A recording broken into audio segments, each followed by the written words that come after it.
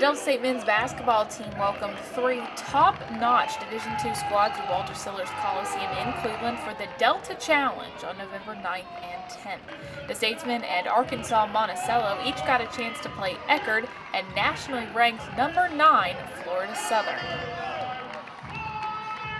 On Saturday, DSU faced Florida Southern and the Mocs jumped out to an early lead, but the Statesmen fight back. Devin Schmidt feeds Jack Madgen in the paint. Madgen gets the bucket. Delta State leads 6-5. This time Madgen goes outside the arc, pulls up at the top of the key, sinks the three. Statesmen have a 4-point lead. Check out Delta State passing the ball very well. It gets to Willie Reedus on the block. He gets the bucket, draws the foul. Statesmen up 11-9. The Mocs leave Madgen open. He makes them pay with another three. Delta State holds a 5-point lead. A good start for the Statesmen, but Florida Southern kicks it into gear here, proving it deserves a national ranking. Delta State falls 89-66. Sunday brought a chance for the Statesmen to face another talented team from Florida in Eckerd. This game was an instant classic. The Tritons held a slim lead for the entire first half of basketball, but watch the Statesmen claw their way back from a 13-point deficit in the second half. About 5 minutes to play, Delta State has used foul shots to get a 1-point lead. Madgen drives the lane, uses the backboard to make the shot. DSU up 57-54.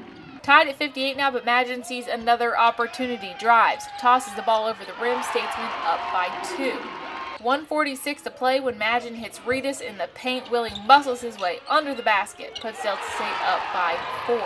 Reedus and Alistair Chisholm keep the score knotted up with free throws, and at the end of regulation, we are all tied at 65 all.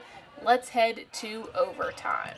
Freshman Devin Schmidt is the first to score. He blows past the defender, lays in the score, 67-65 Delta.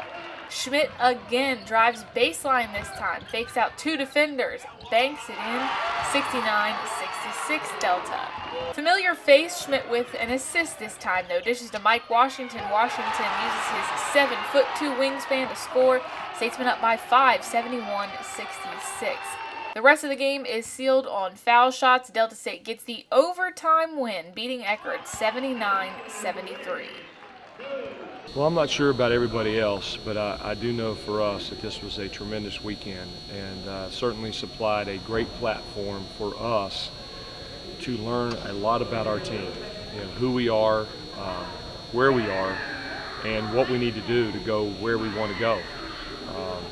I couldn't have asked for a better environment. I thought our students and our community support was awesome last night, and I thought it was really good today. And as I said, I think they had a chance to see, really great Division II basketball. A little disappointed that we didn't compete at the level that we need to compete at last night. But again, that's a whole different ball game that we can't replicate in our practices. And the only way to do that is go play the best teams. And obviously Florida Southern is very deserving of all the accolades they've received. And then it's easy to see why Eckerd is picked second in their league. They're really good. And I thought we had to grind out a win. I certainly wouldn't want to script it this way because it was a long afternoon, and I'm certain that I have several more gray hairs than what I had before I started.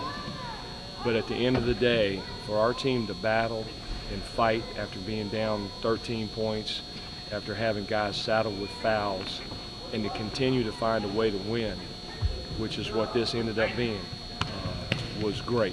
And the other thing I would add to that kind of goes by the wayside was how good we were defensively down the last 10 minutes of regulation and throughout the overtime, which is the kind of basketball team we've got to be as we progress through this season. Against Eckerd, Schmidt was the high scorer, totaling 18 points and 8 rebounds. He was 5 of 11 from the field and 7 of 8 at the free throw line. Reedus scored 17 points and grabbed 8 boards. Madgen scored 15 points, including 2 3-pointers. Chisholm and Mike Weems both tallied 10 points. Weems hit 2 threes, and Chisholm had 9 rebounds. Washington scored 4 points. Cornell Knight had 2, and freshman Jake Mastranzi came in and knocked down a 3-pointer. Really comes down to our leaders.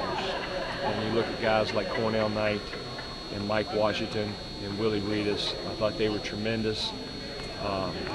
They would not allow our team to buckle. We bent a little bit, but we didn't break. Cornell Knight was a coach on the bench after he fouled out, was a cheerleader on the bench after he fouled out, was the most positive guy we had there, and was just cheering his teammates on. And that's the type of chemistry and team building that we're looking for. So, I wouldn't script it this way, but to find a way to win this game can end up being a huge building point as we progress. Well, I really thought after the Valley game we were a much better offensive basketball team than what we displayed this weekend. We really struggled. We struggled to make shots. We struggled to run our offense. What I was pleased with is the last 10 minutes of this game and the overtime.